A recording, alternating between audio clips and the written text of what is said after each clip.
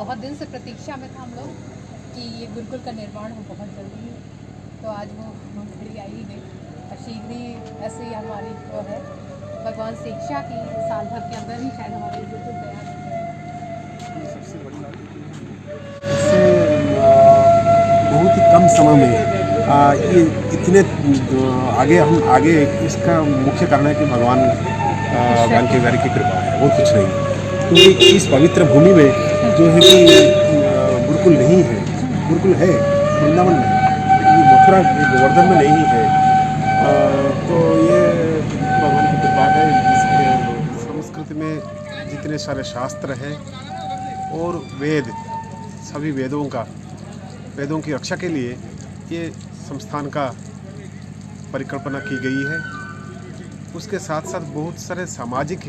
जो है कार्यक्रम, सामाजिक सांस्कृतिक कार्यक्रम के लिए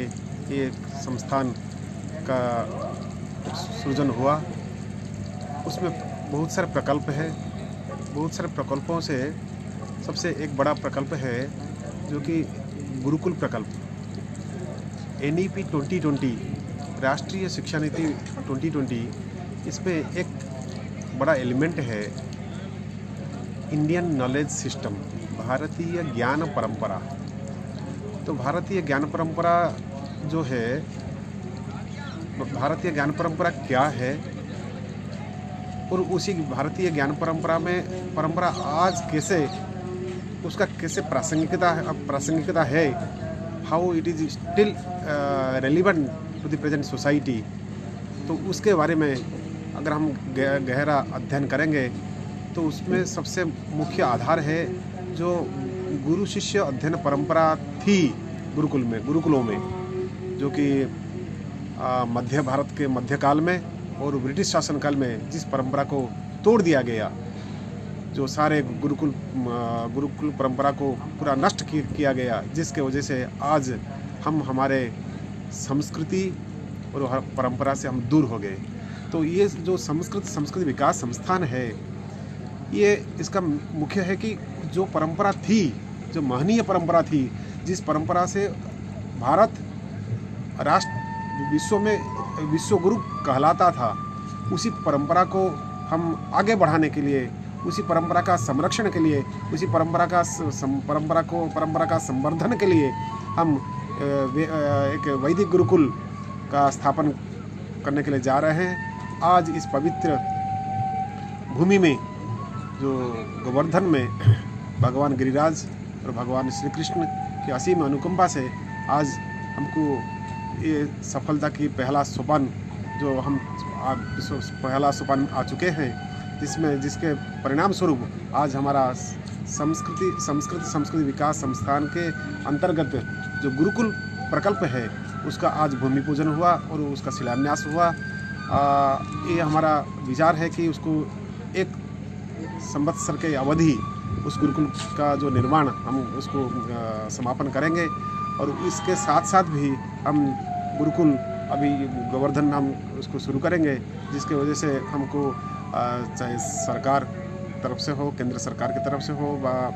तिरुपति देवस्थान की तरफ से हो, हमको कुछ जो है प्रोत्साहन हमको मिलेगा, जिसके वजह से हम भव्य गुरुकुल निर्माण करने में हम समर्थ बनेंगे। ये सारे जो है कार्यक्रम आज रखा गया है, जिसका फलस्वरूप भारत के हर राज्यों से विद्वज्जन आए हैं। भारत के हर राज्यों से बहुत ऐसे धनाढ्य सामाजिक लोग आए हैं, जिन लोगों की बहुत ही श्रद्धा है संस्कृत में, जिन लोगों की श्रद्धा है जो कि शास्त्रों में, जिन लोगों की श्रद्धा है वेदों में, वो सभी आए हैं। सबका आशीर्वाद हमको प्राप्त हुआ, और सुबह भी केंद्रीय संस्कृत विश्वविद्यालय के माननीय कुलपति जी भी आए थे, आचार्य श्रीनिवास बरखड़ी जी, और राजस्थान जो जयपुर के जगतगुरु रामानंद राजस्थान संस्कृत विश्वविद्यालय के माननीय कुलपति आचार्य मदन मोहन झा जी भी आए थे। उनके साथ साथ भारत के हर प्रांत से संस्कृत विद्वान और संस्कृति विद्वान वो भी आए हैं। अभी कार्यक्रम ही चलता रहेगा और हम बांके बिहारी के श्री चरणों में प्रार्थना करते हैं, गिरिराज के श्री चरणों में प्रार्थना करते हैं कि ये जो पुनीत कार्य है,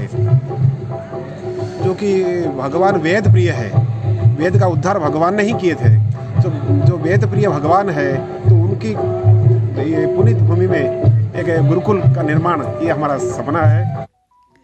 गुरुजी, अब एक प्रश्न जनमानस के सामने उभर के आता है कि जहां एक और बच्चे तो तकनीकी क्षेत्रों, एआई, रोबोटिक्स, कंप्यूटर्स, इन क्षेत्रों में आगे बढ़ रहे हैं, तो वेद के बच्चे किस तरह से उनसे प्रतिस्पर्धा कर सकेंगे?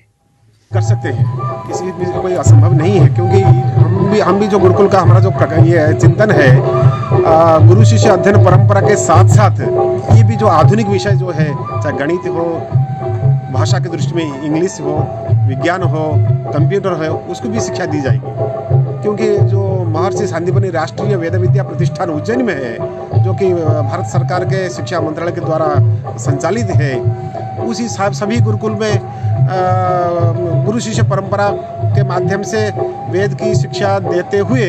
आधुनिक शिक्षा भी दी जाती है। इसलिए इसमें कोई जो भी आज जो एआई टेक्नोलॉजी कुछ डेवलप हुआ है, लेकिन हमारा गुरुत्व रहेगा वेद पर, और उसके साथ साथ ये जो आधुनिक विद्याएं हैं, आधुनिक विद्याओं का भी हम उनके अध्यापन कराएंगे बच्चों को, जिससे बच्चे